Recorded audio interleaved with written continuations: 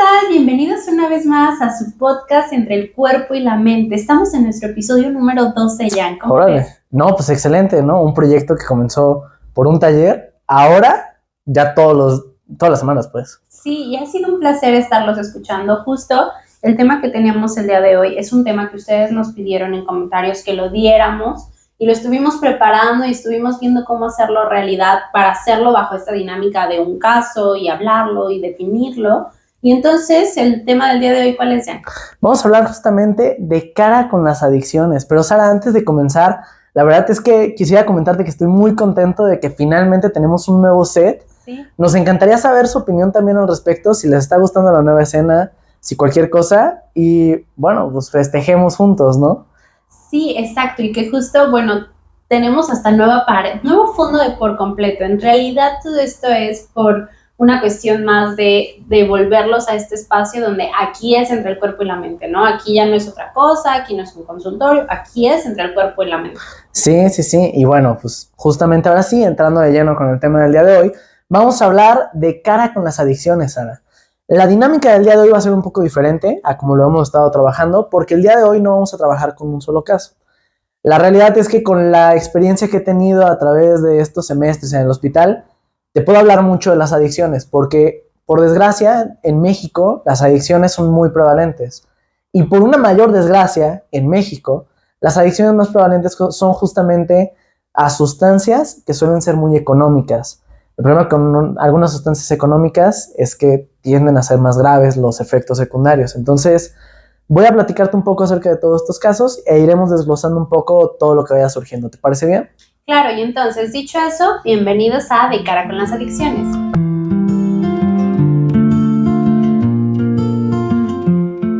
Muy bien, entonces, bueno, por si no lo recuerdan, mi nombre es Diego Rosales, soy un estudiante de medicina. Y yo soy Sara Rosales y soy psicóloga y terapeuta.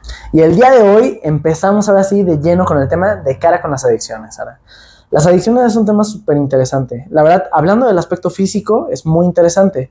Y hablando del aspecto mental, creo que esto ya más como controversial, ¿no? En el aspecto físico como que es todo muy sencillo de explicar, pero en el aspecto mental es complejo. ¿Qué pasa con las adicciones, Sara? Bueno, va desde muchos lados y que justo en estas semanas lo he visto mucho en boga, tal vez porque justo lo habíamos estado hablando como vamos a hacer el episodio de esto, pero justo he visto como mucho esta tendencia a diferentes situaciones, ¿no? Puede ser adicto desde un tema de redes sociales, puede ser adicto desde un tema de sustancias, ¿no? Desde un tema del alcohol, del tabaco, del vape, de todas estas cosas que no son, digamos, naturales, entre comillas. Sí. Y que entonces generamos como esta excesiva dependencia a estas situaciones, dígase también en trabajo, ¿no? ¿Cuánta gente Claro. no es adicta al trabajo?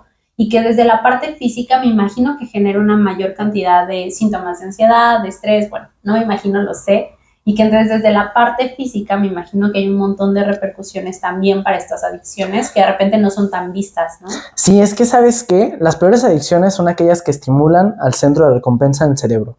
Eso creo que lo podemos dejar como una base implícita y necesaria. Porque, pues de hecho, cuando lo analizas un poco este aspecto, todos estos puntos, incluso el trabajo y demás, es como una recompensa secundaria. Yo creo que el aspecto del trabajo debes de tener alguna predisposición por tu infancia, tal vez, en donde pues te recompensaban justamente cuando hacías trabajos, o a lo mejor te sentías más querido, no sé. Pero hablando ya específicamente de adicciones, hay ciertas sustancias que cuando llegan al cerebro, llegan a núcleos dentro de él que lo estimulan a manera de recompensa. Se habla mucho de la dopamina y se habla mucho de la serotonina. Uh-huh. Yo voy a hablar más bien del núcleo. Uh-huh. El núcleo que más se asocia es el accumbens. Uh-huh. Es parte de los núcleos que se le conocen como núcleos basales o ganglios basales del cerebro. Y la gran característica que tiene este núcleo es que está relacionado directamente con las emociones. Entonces, el sentir una recompensa, este sentimiento de recompensa, regularmente en el ser humano funciona en un aspecto cognitivo a manera de saber por dónde sí irte y por dónde no irte, ¿no? Es como un reflejo primitivo. El simio sabía que la banana le hacía bien, entonces se estimulaba la recompensa y comía más bananas. Uh-huh. Entonces, siguiendo con esa premisa, cuando una persona consume alguna droga, se estimula este centro y esa recompensa estimula sus emociones y eso es lo que les causa la euforia. Sienten un wow, estoy súper así, ¿no? O sea, la estimulación es tan grande que la persona va siempre a tratar de recurrir a ella.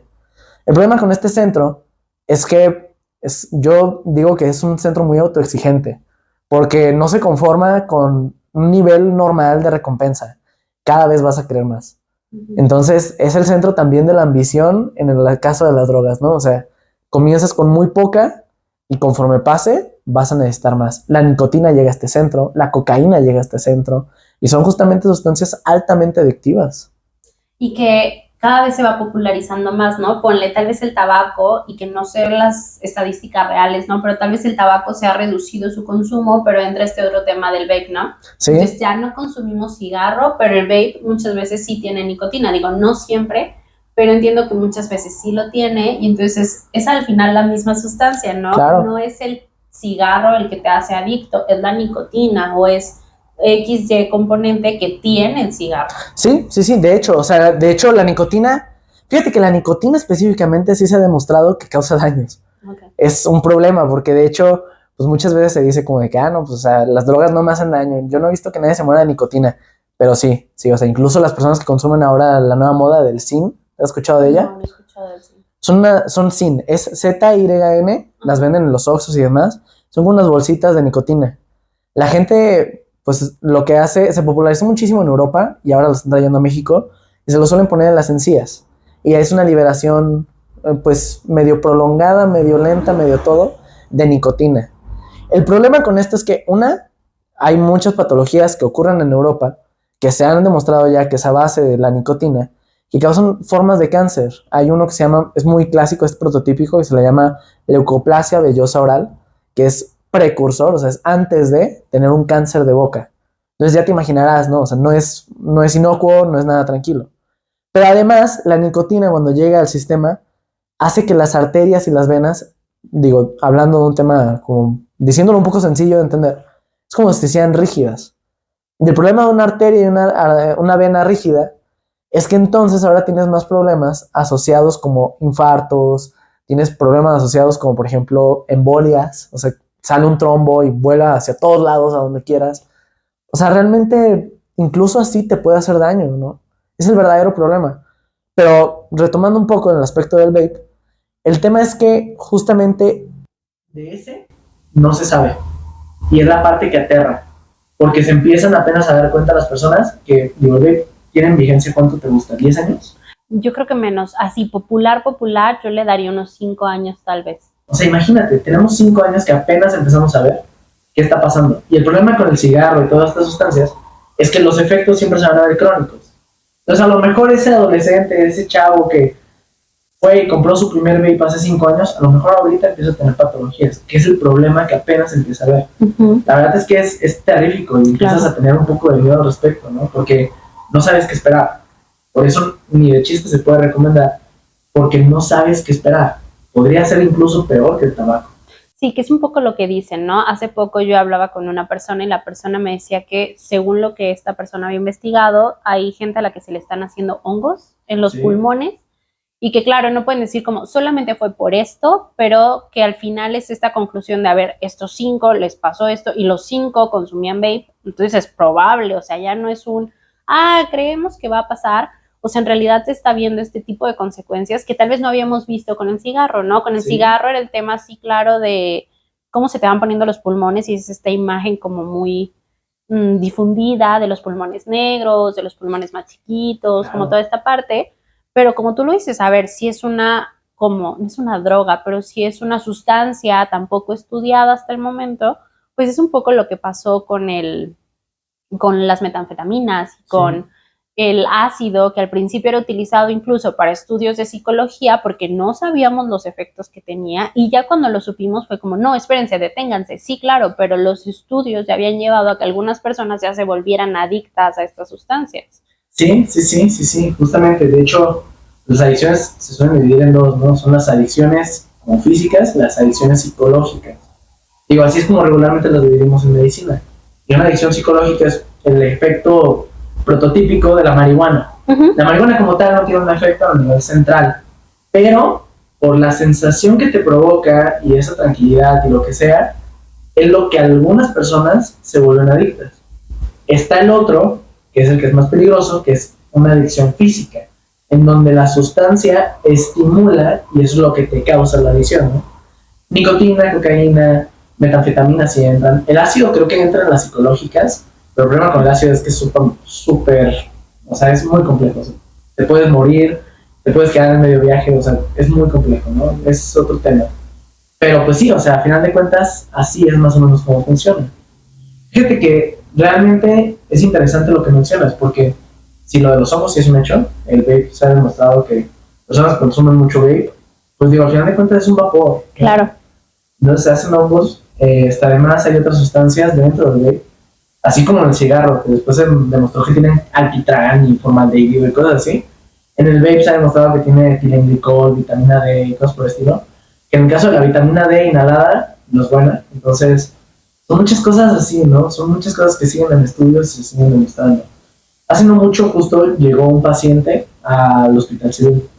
Él no estaba ahí por un aspecto de los pulmones, pero se descubrió un aspecto de los pulmones. Él llegó porque tenía hepatitis. Ok. Pero era tal su adicción que el doctor, un médico internista, la verdad, muy, muy reconocido, muy bueno, lo primero que dijo fue, ¿sabes qué? Vamos a ver qué es lo que tienen los pulmones. Y nadie entendía el por qué, hasta que se dieron cuenta de que ahí en el hospital civil, ahí en cama, estaba fumando cada vez que nadie lo veía.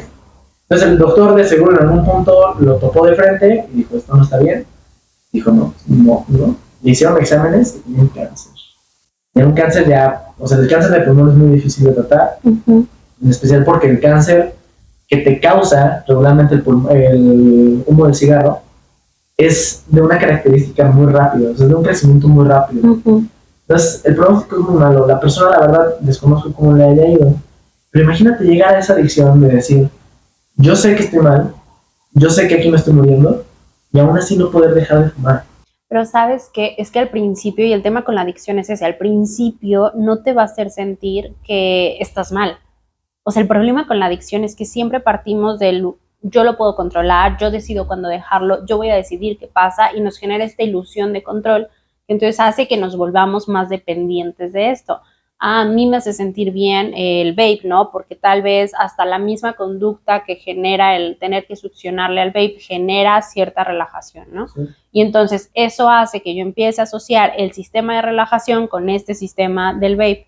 Y entonces yo empiezo a conseguir una recompensa a base de esta conducta. Y ahí empieza todo el sistema de la adicción, porque entonces yo empiezo cuando alguien me diga, ay, es que déjalo porque mira, te hace daño. No, a otros les pasa, pero a mí no me va a pasar. Sí, sí, sí. No, los otros no lo pueden dejar, pero yo lo puedo dejar cuando a mí se me dé la gana. Sí. Y entonces, si te fijas, es en realidad un diálogo que mantienen todas las personas que tienen alguna adicción, tanto temas del trabajo, tanto ludopatía, tanto lo que sea. Es el, a los otros les pasa, pero a mí claro que no me va a pasar. Fíjate que es importante el tema de lo que ahorita tocaste, ¿no? Justo la ludopatía. Porque la ludopatía tiene la misma raíz, o sea, es un sistema de recompensa que es, te doy ahorita poquito, hago que pierdas mucho y te doy otra vez. Entonces, la verdad es que es un tema bien interesante y bien complejo.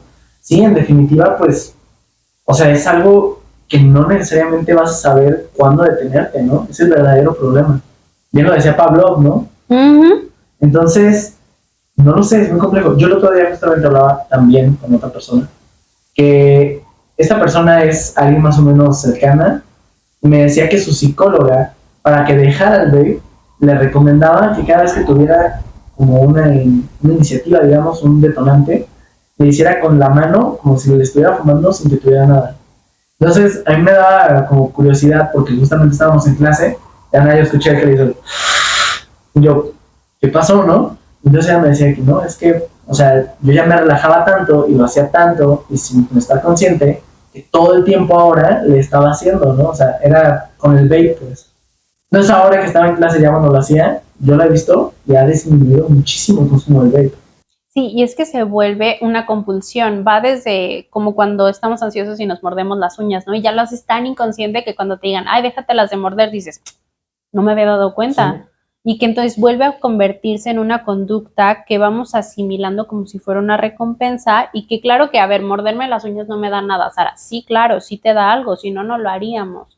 Pero está basado en este sistema del yo lo hago cuando estoy ansioso y tal vez el morderme las uñas es algo que inconscientemente creo que puedo controlar y entonces eso me genera que yo estoy controlando la situación. Claro. Igual con el vape, igual con el cigarro, incluso con el alcohol, yo lo puedo controlar.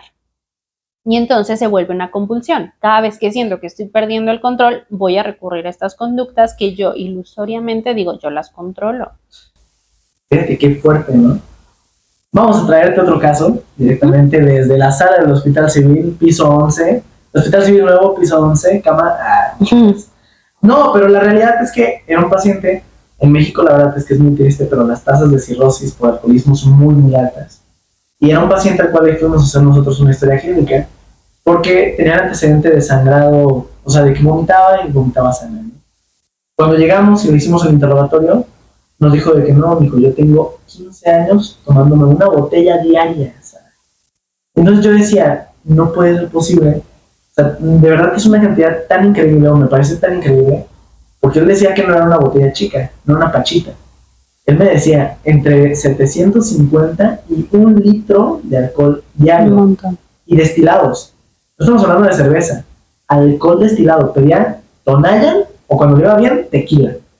Entonces, ahí es donde de verdad dices, pues entonces no hay un control detrás. O sea, si llegaste ya hasta este punto, 15 años, y él decía, yo sé que estoy mal, pero igual todas las noches llego y me tomo una botella diaria. Pero es que ahí entra el segundo paso, digamos, de un sistema de adicciones. Primero es esta ilusión de control. El segundo es una dependencia ya completa a la sustancia. Y que entonces yo empiezo a asimilar que hay cierta emoción que yo la voy a aliviar, entre comillas, con cierta actividad. Pero va a llegar un punto donde esta actividad ya no va a ser suficiente. ¿Qué es lo que pasa cuando ya se vuelven adictos? Claro. Ya yo genero cierta resistencia tal vez al alcohol, cierta resistencia tal vez a X o Y sustancia. Y entonces mi sistema me dice, bueno, ya no nos funciona, pero ¿cómo lo vas a dejar? Porque si te sientes así de mal, a pesar de, si lo dejas, ¿cómo te vas a sentir? Sí, sí, sí. Fíjate qué fuerte, ¿no? Porque de hecho hay medicamentos cuya función en pacientes como que tienen problemas con el alcoholismo les suelen dar y es justamente con este sentido opuesto, ¿no? ¿Sabes? Para que ya no sientas placer cuando lo consumes. La otra, por ejemplo, veíamos un efecto secundario de un antibiótico que era justamente esto. Y decía el doctor que, pues, nada más le dijéramos al paciente que ni de chiste tocara una gota de alcohol. Entonces le preguntamos de que por qué. Dice, porque me aventa el medicamento. Este medicamento cuando lo toman, les causan náuseas, mareos y vómitos. Entonces, toman alcohol, o sea, cuando toman alcohol y empiezan a vomitar, pierden todo el efecto del medicamento. Claro. Y es ahí donde dices, pues entonces necesitas llegar hasta ese punto, porque es una duda muy real, Sara. Yo he visto mucha gente que te dice que ellos pueden solos. ¿Realmente podrían solos después? Yo creo que algunas personas sí, fíjate, entran muchas cosas, desde qué tanto es tu sentido de resiliencia, desde qué tal es tu red de apoyo, porque aunque tú lo estés haciendo solo y aunque tú solito te estés desintoxicando, digámoslo así, si tu red de apoyo es una red nutricia, entonces te van a estar como, ay, felicidades, ¿no? Vimos que lo estás haciendo y es como este sentido agregado del valor, ¿no? Pero si mi red de apoyo no es nutricia, pues, o es dolorosa, o me lastima, y entonces yo lo empiezo a dejar y pues es lo único que haces. No, pues no, ni eso sabes hacer bien. Entonces, claro que mi sistema de recompensa se va a ir reduciendo. Yo necesito ir como cumpliendo con esas necesidades. Y entonces, sí hay gente que puede perfectamente, tanto porque también hay personas que son sumamente resilientes, pero la resiliencia antes creíamos que era un tema, naces o no naces con ella. Y creíamos que en un 70% era si nacías con ella o no. Y hoy sabemos que en realidad la resiliencia es uno, sí, si tú tienes cierto sentido de resiliencia de nacimiento, cierta parte. Dos, que lo vayas aprendiendo. Y tres, qué tan resiliente es tu familia. Y entonces yo puedo tener un sistema, de nuevo, ¿no? Tal vez soy alcohólico, tal vez tengo una adicción al trabajo. Y si mi familia es resiliente y yo empiezo a dejar la adicción, entonces mi familia, al ser resiliente, me va a transmitir cierto sentido de resiliencia, que cuántas veces, ¿no? Pero sí, justo así funciona. Y entonces llega un punto donde ya yo empiezo como a absorber, digamos, esa parte y entonces se convierte en un sistema completo. Fíjate qué interesante porque te traigo otro caso de civil. Cuando yo estaba haciendo es una pequeña rotación, digamos, dentro del área de psiquiatría. Lo hablamos muy seguido dentro de este programa, ¿no? Pero una vez llegó una niña que no conocía a sus padres porque en los últimos 5 años había estado en distintas casas hogar. La niña había sufrido mucho, muchísimo. Pero ese día en específico fue como una hermana. Cuando le pidieron a la niña que saliera, le preguntaron a la hermana, le hicieron el interrogatorio de los padres. La niña estaba manifestando ya síntomas de bipolaridad y otra clase de situaciones, ¿no? Era una niña muy chica, entonces no se diagnosticaba, pero sí era como de, por aquí van las cosas. Entonces le preguntan a la chava, y la chava justamente dice, su madre es adicta a alcohol, tabaco, el crack y la heroína. Entonces le siguieron haciendo un interrogatorio, porque mi profesora tenía mucho la mentalidad de, bueno, digo, al final de cuentas los trastornos sí tienen un origen en los niños, muchas veces tienen que ver con el uso de drogas por la madre. Pero ella creía que el entorno familiar, al final de cuentas, era la que desencadenaba toda la persona. Muy sistémico familiar, la verdad, su pensamiento.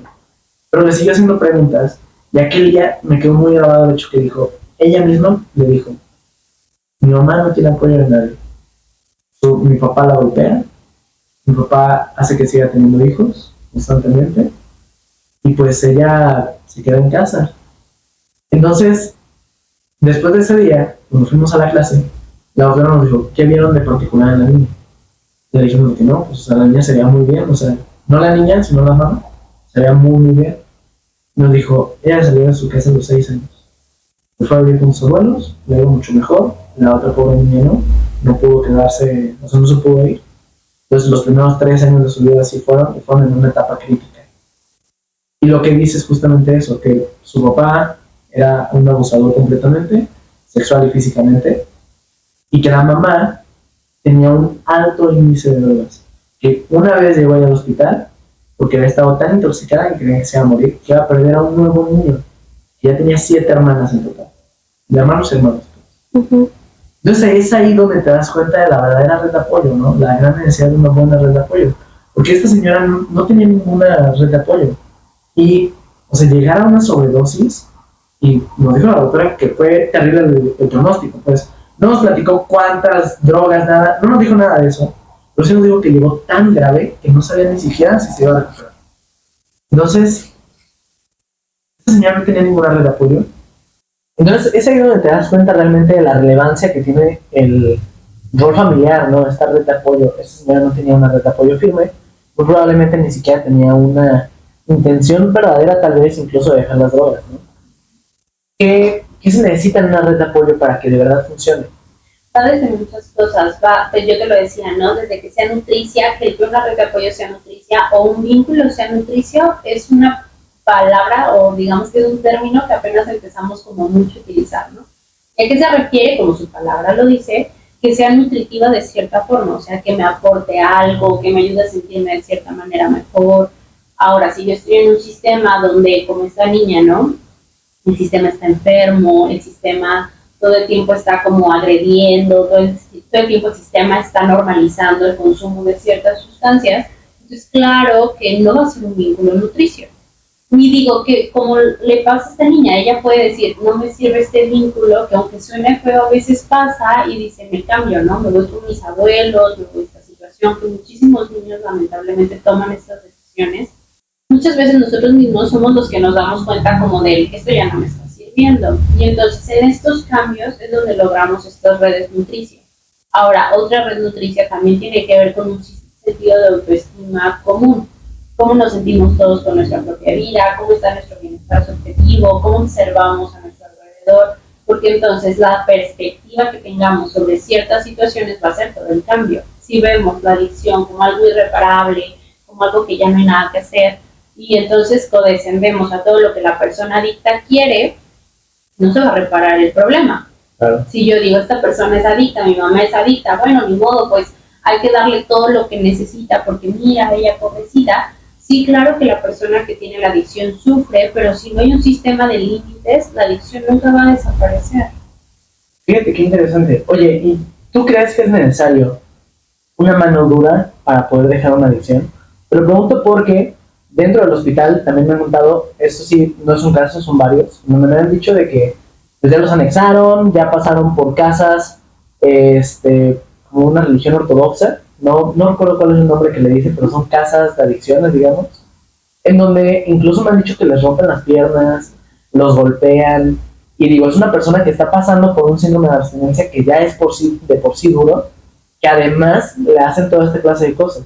La persona que me dijo que le rompieron la tibia a golpes para que no escapara.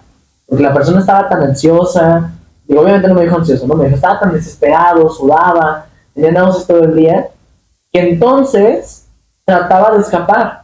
Entonces, un día saltaron, le rompieron la pierna y lo dejaron encamado. Y pues sí, claro, pues mientras se recuperaba la pierna, pues no se pudo mover. Pero ¿es necesario llegar a ese punto para ayudar a alguien? Yo creo que no. Y de hecho en la universidad teníamos una maestra, que esta maestra yo le agradezco muchísimo los conocimientos que me dio. O sea, era una doctora, de hecho, era Beatriz Corona. Vamos a ver, doctora Beatriz Corona. Ay, que ojalá vea. Pero sí, la doctora todo el tiempo, ella trabajó en un centro de integración juvenil. En el centro de integración pues van muchos chavos, adolescentes que tienen adicciones. Muchos de ellos venían muchas veces de anexos y ella decía que ella había escuchado muchísimos casos de niños que justo les pegaron y no sé qué, y el agua fría, y ella decía que esto no funciona. O sea, al final sabemos que un castigo no va a corregir la conducta en realidad, y va a hacer que la reinterpretes y le tengas miedo a la conducta, pero a veces el miedo no es suficiente para eliminarlo. Y entonces lo que ellos hacían en el centro de integración juvenil era crear toda una red de trabajo, desde la parte de nutrición, desde la parte de la actividad física, terapia ocupacional, terapia psicológica, psiquiatría, y que entonces, aunque entiendo que no todo el mundo tiene acceso a todo este sistema de especialistas que les puedan ayudar, por ejemplo, modificar a ver, ¿por qué está la adicción? En lugar de decir, solo déjalo, a ver, ¿por qué está la adicción? Mucha gente cae en las adicciones porque tal vez no están complacidos con su vida, porque tal vez había un sistema depresivo antes y nunca se dieron cuenta, y entonces la adicción fue como esta balsa de ayuda. Y entonces revisar todo eso nos permite como decir, a ver, entonces no hay que revisar la adicción, o sea, hay que revisar la depresión. Entonces no hay que revisar la adicción, hay que revisar por qué la familia es violenta. Claro. Y entonces corrigiendo es donde ya podríamos de verdad deshacernos de la adicción. O sea, estas personas que de verdad dicen, yo me deshice de ser alcohólico y hace 15 años no tomo alcohol, ¿no? No es en realidad porque un día se haya levantado y dicho, ya, se acabó.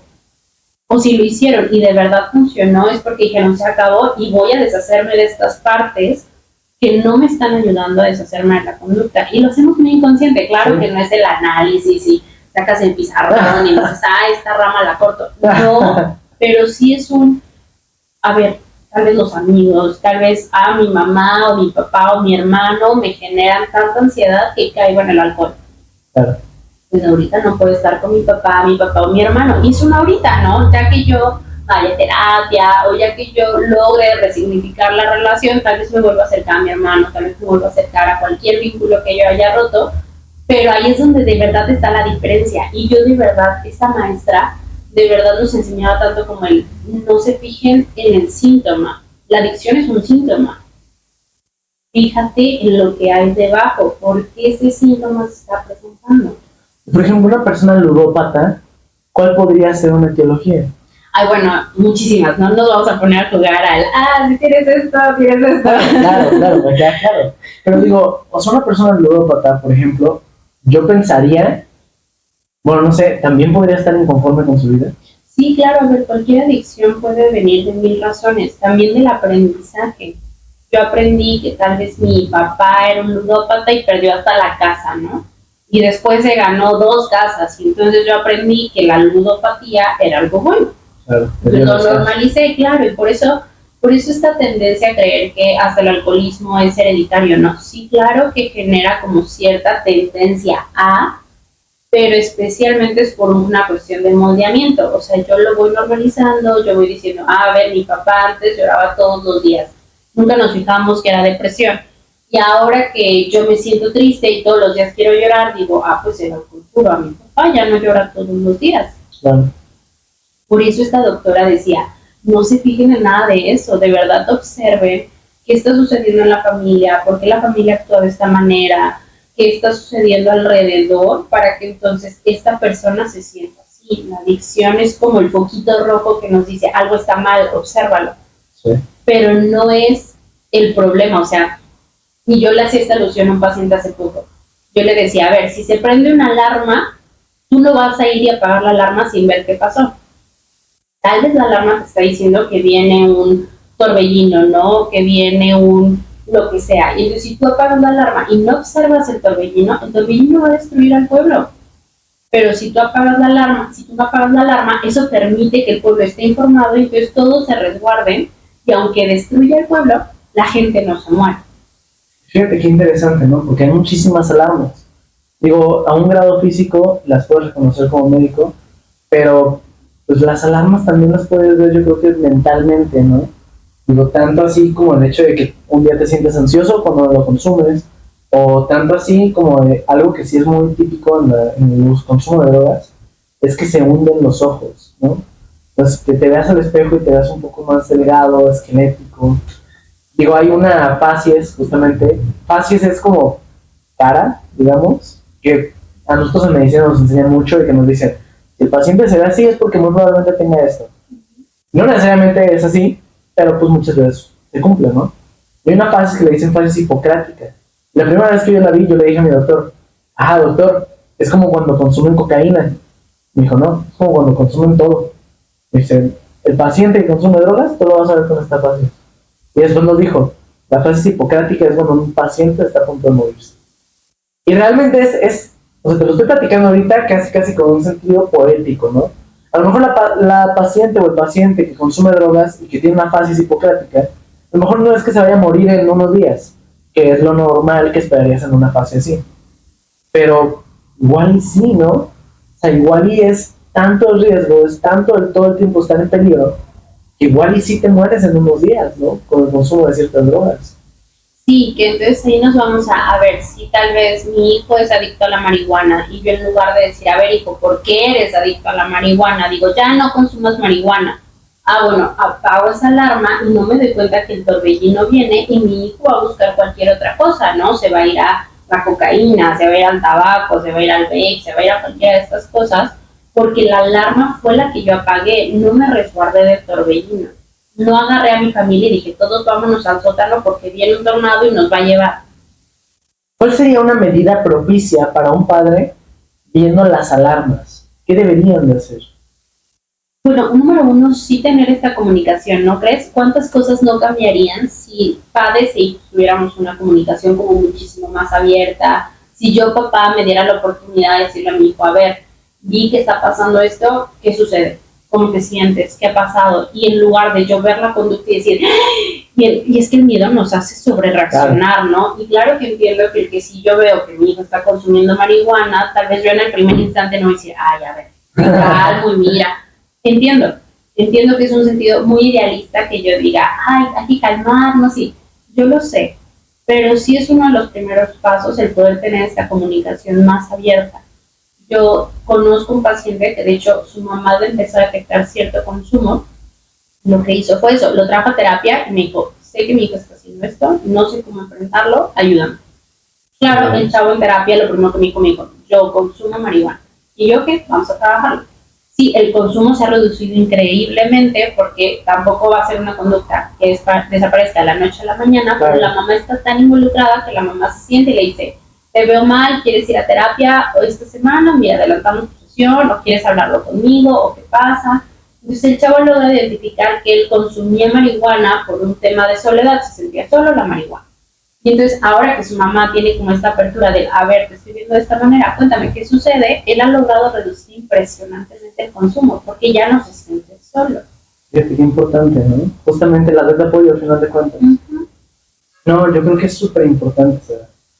Yo creo que empezaría a concluir este episodio con un mensaje para todas las personas, que es el hecho de que, pues, si ustedes están pasando por una adicción, ya sea a lo que sea, sin duda alguna les recomendamos mucho que busquen apoyo, ¿no? Que busquen a alguien que les pueda ayudar.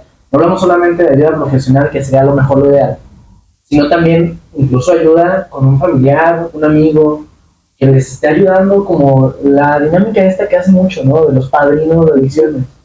Pues creo que funciona bastante bien. Siempre buscando que no sea una situación pues que te vuelva incómodo, ¿no? Que te estén golpeando, que te estén agrediendo. En definitiva, cualquier otra herramienta creo que puede ser muy buena. Sí, y que mi conclusión iría justo como complementando esta parte en el, por favor, no se fijen en la alarma. Fíjate en el torbellino que está avisándote la alarma. No te fijes solamente en la adicción. Fíjate en el problema que te está avisando la adicción, porque eso de verdad va a generar el cambio y cuando dejemos de observar la alarma, entonces de verdad nos vamos a salvar.